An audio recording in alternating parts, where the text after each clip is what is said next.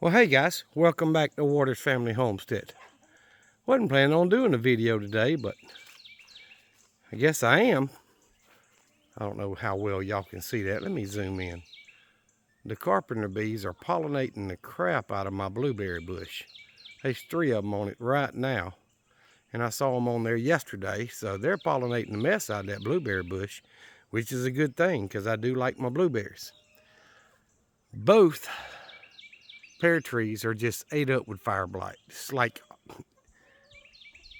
60-70% of all the limbs have fire blight on it somewhere, if not more. Those trees just have to come down. But that is not the purpose of the video. So we'll come right here to the oldest apple tree I have. You see, it's just now starting to have some leaves come out on it. It's lacking quite a bit, but it's got some leaves coming out on it. If it doesn't produce apples this year after the cold winter we had, 100% that tree is going to get cut down. So we'll see. Fig tree is already leaving out really well. It's starting to grow more shoots I need to cut off down at the bottom because I don't want extra. I want to leave that one that's going straight up and start pruning these back to where they'll stay up high. All right, and this little peach tree where I cut the main trunk down, this was an offshoot on it. Stump's right there. So it's got new growth coming up really well on it. I'll leave it. That's the one that broke in the storm. No, it was leaning really bad. Excuse me, and I cut it. That's the one that broke in the storm. But something I haven't ever had happen before. This apple tree, I started to cut it down because it grew at an angle and then took off straight up. So I started to cut it down, but look, it's got blooms all over it. Let me see if I can get close enough. Y'all see that? And it's got some blooms right there. Some more right there. Plenty of them over there. It's got way more blooms than the other tree ever had. And this tree is several years younger than the other tree. Of course, it's farther away from the big oak tree that provides all the shade. But we'll see. Maybe I'll get an apple or two off of this one this year. Just don't know if it don't get fire blight. Apple trees and pear trees are prone to fire blight. So those 2 pear trees got to come down. I'm going to have to buy more if I want to keep having pears, which I do. So anyway, the scuppling vine is coming back really well so far. It's growing and following the fence line all the way down. It's almost made it to the next T-post, which is about 10 feet. And it starts on this side, and I don't like the fact the fence is choking it really bad, but it's still growing. So hopefully it'll have some offshoots come off of it down here and come up this side and not be choked by the fence so bad. We'll just have to see. It's hanging on. So I've got some other scuppling vines back in the woods, and that's the nectarine bush. You see the main old trunk is pretty much dead, but it grew a lot more. So I need to get in there and prune some of the ones that shoot out off and just leave the ones that go up. But I don't want to prune too much and not be able to get any fruit off of it this year. I'm hoping I get at least a couple off of it. But anyway, little cockerel rooster still hanging around. I still haven't made my mind up. A couple of y'all did comment and tell me you thought that'd be a good idea to make another little run area in here with their own little chicken coop so they get out of the weather and have a place to roost and lay their eggs and all that. But, and you know, be able to use it for a hospital if I needed to. But I really don't want to do that. I just don't want to spend the money on it right now. I mean, things aren't cheap.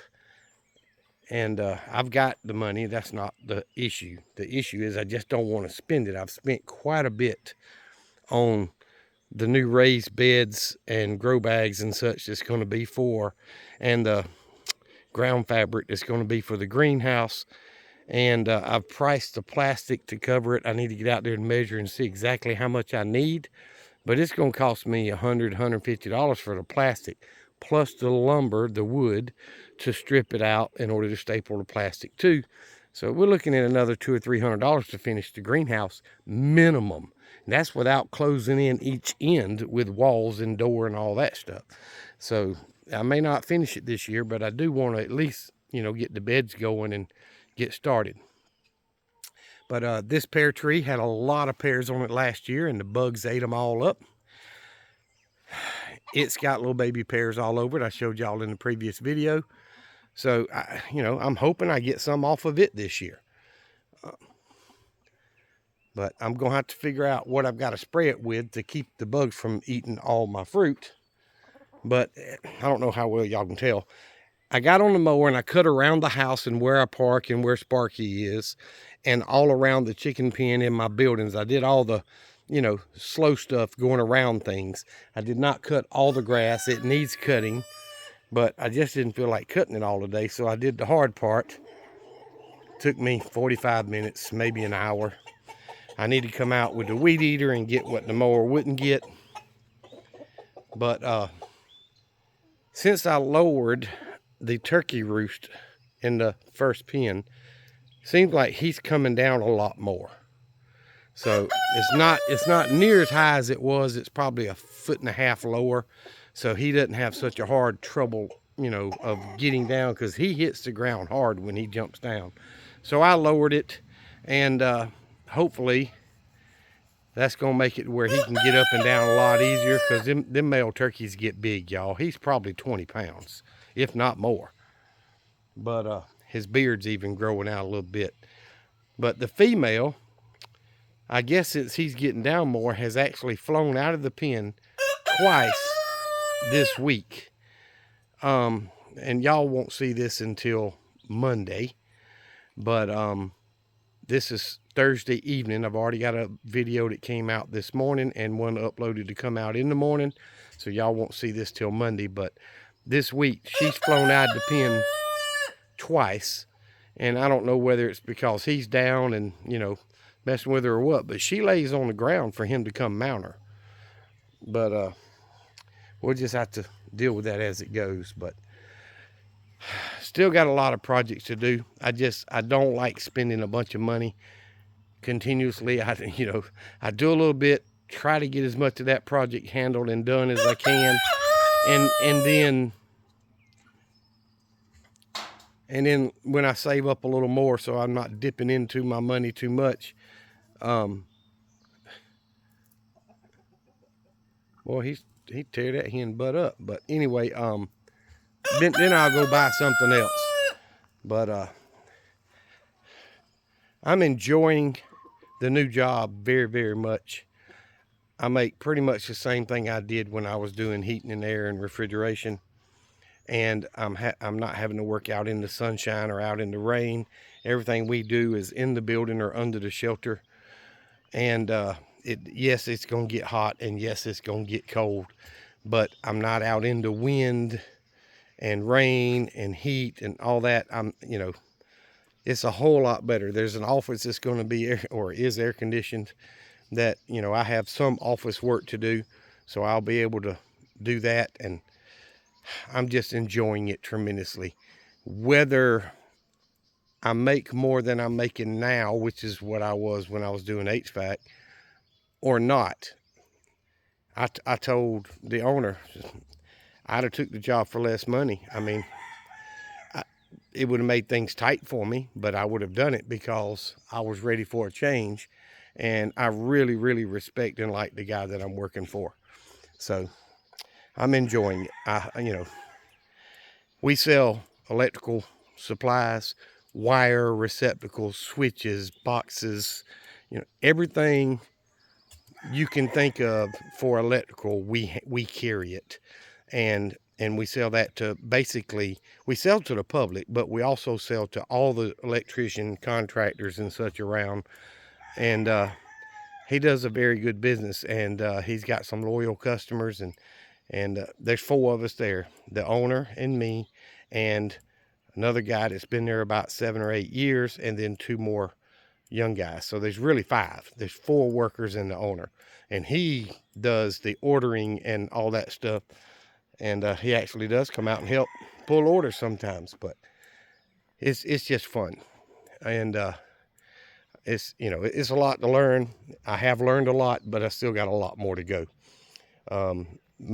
He told me he expected most people takes 6 months before they really learn it really well. And you know, I don't think it's going to take me 6 months. I've been there a little over a month, and I've picked up on it pretty good. I think I can pull most orders by myself. And, you know, when I need help, there's one of the other guys, him and I work pretty close together, and I help him when he's got an order to pull, and he helps me when I've got an order to pull. And, you know, we're working as a team, and I really miss that camaraderie that you have when you've got a good team working somewhere. And that's what I've got now, and I'm enjoying it. So some of y'all wanted to know about my new job. That's pretty much all I can say about it. Since I've left my other job, the company that my brother owned, and started this new job, I've managed to pay off all my debt except for my house, my property. And I'm enjoying that. So that freed up a little more money for me, so I could work for less if I needed to. But thank goodness he offered me a fair offer, and I took it. So hopefully he'll keep me around. He says he is. But we'll see. You know, I'm trying to follow God's plan and trust his plan, and I feel like that's what I'm doing now. But either way, as y'all can see, I cut 20 feet all the way around the house. Cut the entire front yard here and Sparky's area, and then went around the buildings and the chicken pen and all that. So I've still got the backyard in the very back to cut, and the field, the other side of the house. I can do all of that in an hour. So I need to move my truck and cut that little bit where I park right there. But all the rest of this has been cut. And, you know, it's not that tall, but we keep getting just enough moisture to keep everything wet. But anyway, I was talking about projects on what I got left to do. I still want to get this water tower built, and I'm just more and more leaning toward just calling my local power company and have them bring a crew out that will re-drill the holes and stand the poles up that I've got with their equipment, so I don't have to worry about it falling and damaging my well, or a pole falling damaging my chicken fencing and all that. Their machine picked that pole up and set it right down in there, no issue whatsoever. Yeah, it's going to cost a little money, but it sure would make things a whole lot easier. And that's what I'm thinking of. So I can't keep spending money on everything else when I've got projects that I consider more important to get done. So as you can tell, I'm walking toward the grow bags. Now the rose bush, I told y'all it was blooming, had one rose that had spread out, and then a bunch of little blooms, buds. But this thing's loaded, and they're starting to open up just a little bit. So I don't know what kind of rose bush this is, but it grows and blooms a lot, pretty much all summer until almost the end of fall before it stops blooming again. But I want to show y'all something. I know hadn't even been a whole week. I got a potato plant right there that's popped up. So, and there's another one right there that's popped up. So, don't know if they'll survive. There's one there that's popped up. So I'm getting some to come up. I'm taking the water hose over here and spraying them good and wet every other day. I don't want to overwater them. It does have drain holes in the bottom of the bags, but I'm not sure if this is a weed or tomato plant. But that's whatever it is that's come up. Then I got a few more over here, and that's about where I planted the tomatoes. So I would imagine in the next week or so I should have pretty much most of it coming up. And when the potatoes grow up big enough, I can add more soil, I'll take my little wagon, go over there with a shovel and bring more soil back. But I also may just buy some from the local Lowe's or Walmart, try to get some good soil if I can, organic, and bring it and put that in there, because I've got the compost that I'm starting with. So anyway, like I said, lots of projects that cost money, and I just don't want to build another chicken pen right now. That little rooster, he's not causing me any problems right now. I'm just gonna let him run around and do his thing, and spend money on more important projects. So, because those are small breed chickens. They lay a small to medium egg, and there's only two of those hens and one rooster. So it's not like I'm going to make money off their eggs. They just happen to be 3 more mouths that I need to feed, which I do. But that's not enough to affect my feed bill. So, that's why they're still here. Otherwise, I'd have ran them off. Even if I had to shoot, shotgun or something out here when they were outside the pen and scare them off, I would have, something. But they're not costing me any money to be here and feed them. So, but I'm not going to build another pen for them anytime soon. At least I don't plan on it. But I'm going to get off here.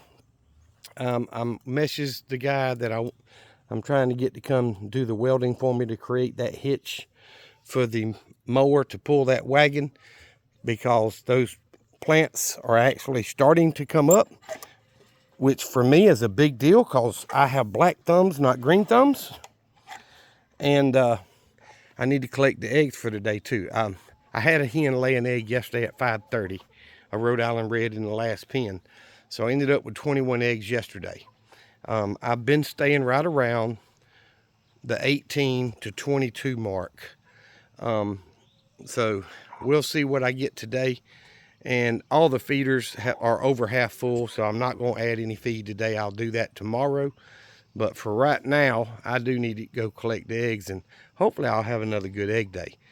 But anyway, that's how I help pay for the feed. Getting that little bit back from the eggs I sell. So I don't make a lot of money on them. Basically, I sell mine for $4 a dozen like a lot of people do. But if you add up the amount of feed that I spend per day, divide that, the number of eggs I'm getting, it's costing me almost $4 a day to get the eggs, a dozen eggs. So I'm not making any money. Now, I'll make about a quarter to 50 cents, somewhere in there, when they're all laying. But they haven't all started yet. And I've been going to, we got a local Tractor Supply that sells dozen egg cartons. I've bought some from them last year, and I bought a few this year. I've been there twice so far. First trip, I got 5. That's all they had. Last Friday, I went by there, and I got, I think, 14. That's all they had.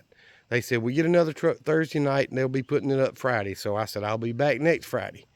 I'd like to buy 100, but they're not getting them. So I'm going to keep going by there every Friday and buying the ones that they've got until I get a pretty good stockpile up. When you're getting almost 2 dozen eggs a day, you're using 13, 14 dozen cartons a week. So it doesn't take long to run out of egg cartons. And I know I'm going into the main production time of the year as far as eggs. I need to get ahead of the egg carton thing now, and that's what I'm trying to do. And they're costing me 81 cents a piece with tax. 82 possibly, but anyway, 81, 82 cents a piece. That's, selling eggs for $4 a dozen and paying 81 cents for the carton, and then it's costing me $3 to $3.25 in feed per dozen per day. I'm not making any money on eggs, but helping pay for the feed bill. So if you think you're going to get a bunch of chickens, and make money on your eggs, the only way to do that is if you free range them and don't feed them like I do with a feeder that's always got food in it. You go out there in the morning and feed them, and then go out there in the evening and feed them, and let them free range all day eating grass and bugs and all that. Yeah, you're not going to spend near as much on feed as I do. and you be able to sell your eggs and make a little bit on it. But that's not my operation. My operation is sell eggs to help pay for feed, and when the chickens get about 1.5 years old, hopefully I've got younger hens coming up, then I can butcher the ones that are 1.5 years old, put them in the freezer, and have another set that's already laying eggs. So my decision right now is, do I let hens start set, because with these rollaway boxes, they can't set on them. When they get up, the eggs roll away. Do I set it up to where they can actually set on the eggs and lay eggs? I mean, lay on the eggs and hatch them? Or do I just get my incubator back out and set it up and start incubating eggs? I can only do about a dozen at the time. So y'all let me know what you think.